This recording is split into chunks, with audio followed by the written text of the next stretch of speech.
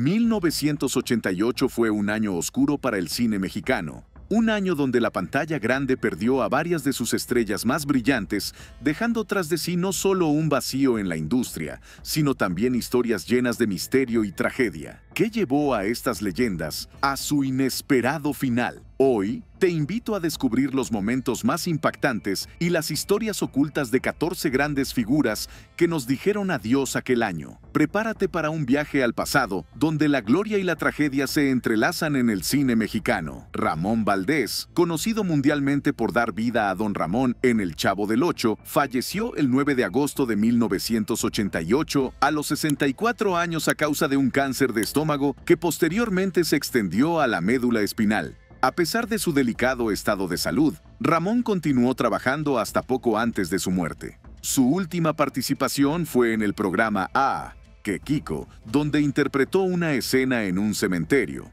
un hecho que ha sido visto por muchos como irónicamente simbólico.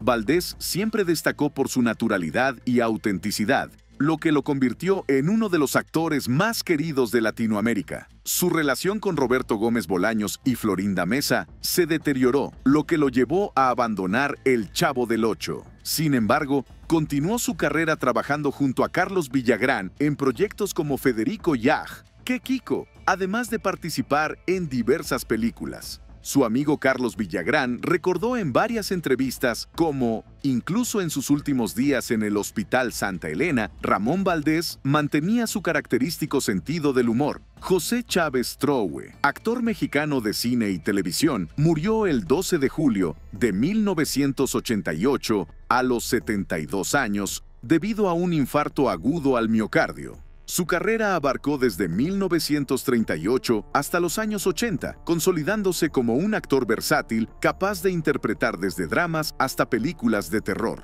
Su papel más recordado fue en El Vampiro, 1957, donde compartió pantalla con Abel Salazar y Mercedes Soler. También participó en películas como La Pachanga, Tragedia en tres actos y Demonoid, Messenger of Death, 1981. Nació el 2 de junio de 1916 en Torreón, Coahuila, y debutó en el cine con Los Millones de Chaflán. Durante 5 décadas, su trabajo fue constante, participando en producciones de diversos géneros y destacando por su presencia en la pantalla. Entre sus obras clásicas figuran La ilusión viaja en tranvía, 1954, y El señor doctor, 1965. Víctor Junco falleció el 3 de julio de 1988 en la Ciudad de México a los 71 años.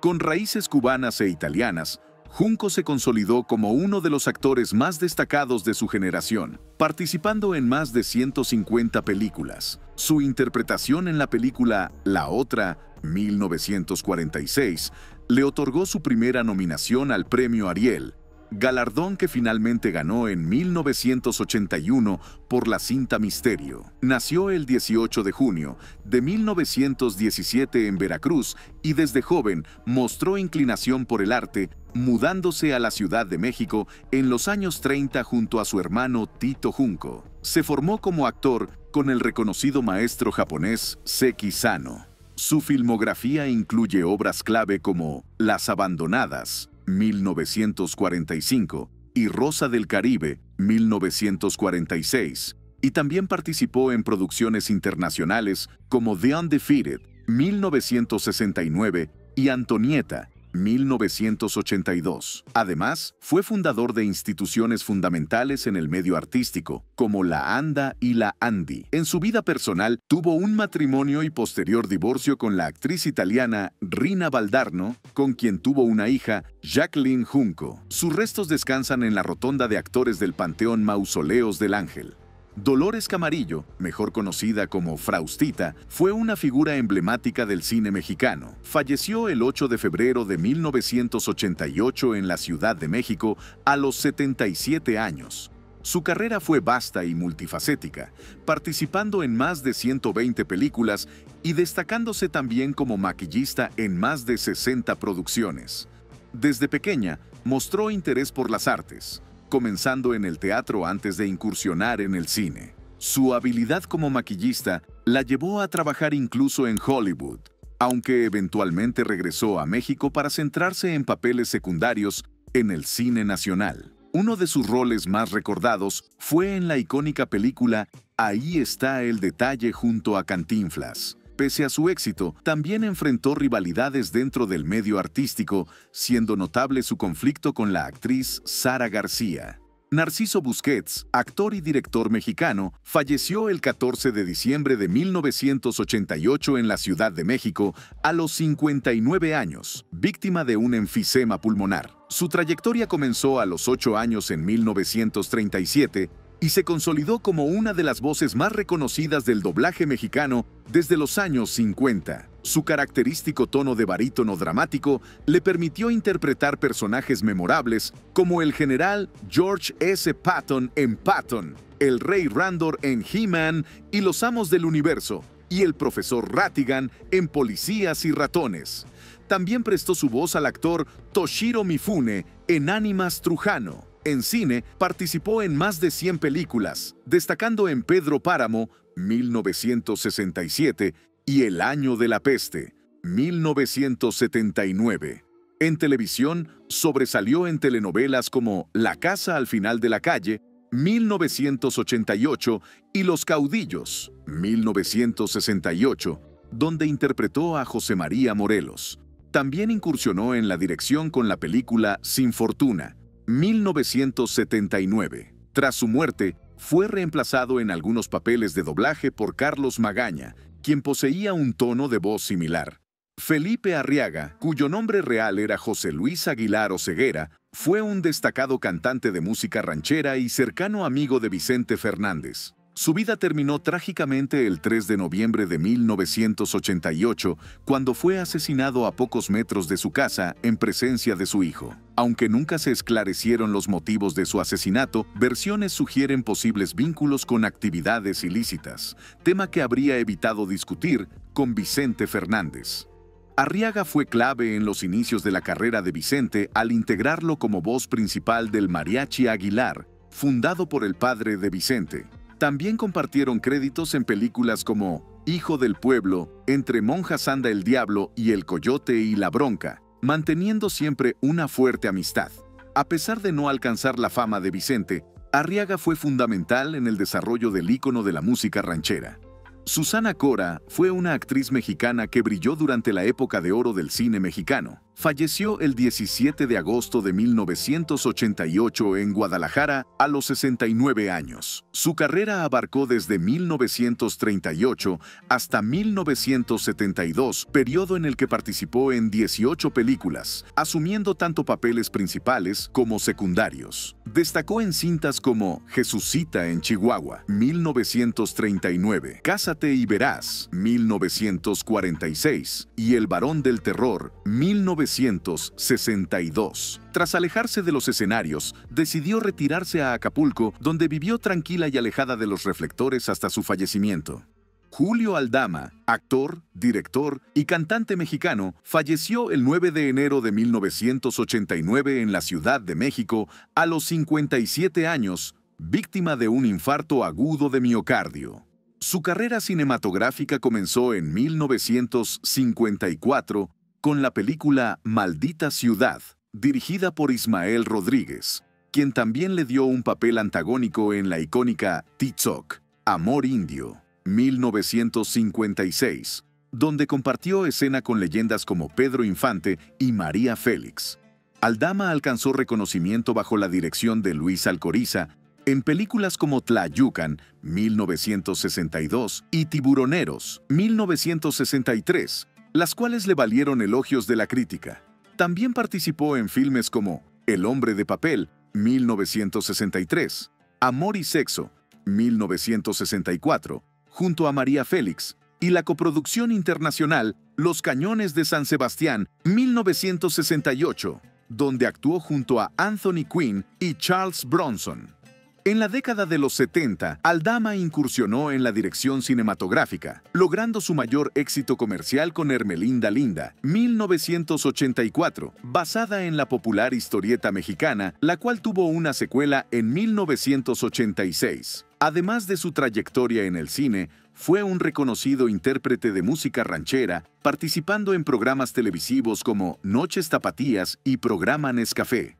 Su última participación en televisión fue en la telenovela El extraño retorno de Diana Salazar, 1988, protagonizada por Lucía Méndez. Chucho Martínez Gil, reconocido cantante y compositor mexicano, falleció el 22 de mayo de 1988 en la Ciudad de México a los 70 años. Es especialmente recordado por ser el autor de la emblemática canción Dos Arbolitos, aunque existe cierta controversia sobre su autoría, ya que algunas fuentes atribuyen la composición a Silvino Gómez. Su carrera musical comenzó a los 17 años, en 1934, cuando realizó una gira de conciertos junto al célebre compositor Gonzalo Curiel. A lo largo de su trayectoria, Chucho recibió múltiples reconocimientos, entre ellos la Medalla Agustín Lara, otorgada por la Sociedad de Autores y Compositores de Música, consolidando su legado en la música mexicana. Nació el 19 de diciembre de 1917 en Puebla, hijo de un inmigrante libanés y madre mexicana. Vivió en diversos lugares como Misantla, Xalapa, Centroamérica, Sudamérica, Canadá y los Estados Unidos, lo que enriqueció su visión musical. Su carrera despegó con el éxito del vals Ensoñación y se consolidó con canciones que trascendieron fronteras. Se casó con la actriz Rosario Gutiérrez y tuvo 2 hijos. En 1975 fue honrado con la ciudadanía honoraria de Misantla, reconociendo su contribución al arte nacional. Pedro Vargas, emblemático tenor y actor de la época de oro del cine mexicano, murió el 30 de octubre de 1989 en la Ciudad de México a los 83 años. Su fallecimiento fue causado por un paro respiratorio, derivado de complicaciones de la diabetes que padecía. Vargas murió mientras dormía, cerrando una brillante trayectoria que lo convirtió en leyenda. Fue uno de los intérpretes más importantes de Agustín Lara y es recordado por temas como Soy puro mexicano y Cándida millonaria. En el cine, participó en más de 70 películas, debutando con Los chicos de la prensa y consolidando su fama en roles destacados. Canciones como Allá en el Rancho Grande y Obsesión siguen siendo referentes del romanticismo y del talento musical mexicano. Pedro Galindo Galarza, reconocido compositor de música ranchera y boleros, falleció el 8 de octubre de 1989 en la Ciudad de México. Su legado musical es inmenso, destacando temas como La Malagueña, coescrita con Elpidio Ramírez, que trascendió generaciones e incluso fue parte de la banda sonora de la película Kill Bill de Quentin Tarantino. Además de compositor, Galindo fue productor y actor durante la época de oro del cine mexicano. Trabajó junto a figuras como María Félix y Pedro Infante en películas como Doña Bárbara y Soy puro mexicano. Como productor, participó en títulos como En cada puerto un amor y El derecho de nacer. Mauricio Garcés, ícono del cine mexicano de los años 60 y 70, falleció el 27 de febrero de 1989 en la Ciudad de México a los 57 años. Su muerte fue consecuencia de un paro cardíaco derivado de un enfisema pulmonar, provocado por su fuerte adicción al tabaco. A pesar de su imagen de galán sofisticado, sus últimos años estuvieron marcados por problemas económicos y de salud. Su afición a las apuestas y el tabaco deterioraron su bienestar, llevándolo a trabajar como presentador en ferias del Estado de México. Lejos del glamour que lo caracterizó, la cantante Isabel Lascurain, del grupo Pandora, recordó haberlo visto en esas circunstancias, reflejando el declive de quien fue una gran estrella. Su verdadero nombre era Mauricio Férez Yazbek, de origen libanés y nacido en Tampico. Su entrada al cine fue gracias a su tío, el fotógrafo Tufik Yazbek. Conquistó al público interpretando a Mauricio Galán, el eterno conquistador, en comedias como Don Juan 67, El matrimonio es como el demonio y Departamento de soltero. Frases como debe ser terrible tenerme y después perderme y las traigo muertas se convirtieron en parte de la cultura popular mexicana. Chicoche, cuyo nombre real era Francisco José Hernández, falleció el 29 de marzo de 1989 a los 43 años.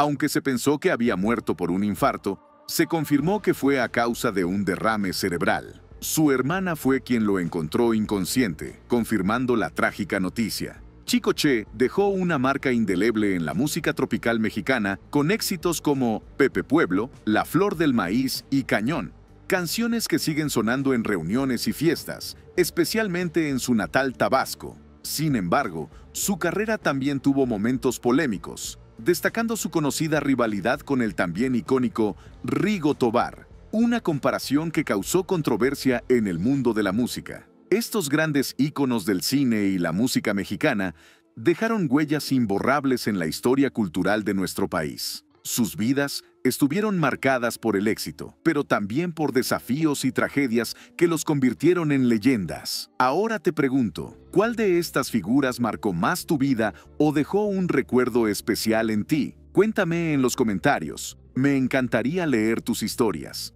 Si disfrutaste este viaje por el pasado, no olvides suscribirte y activar la campanita para seguir descubriendo más sobre las leyendas que dieron vida a la historia de México. ¡Hasta la próxima!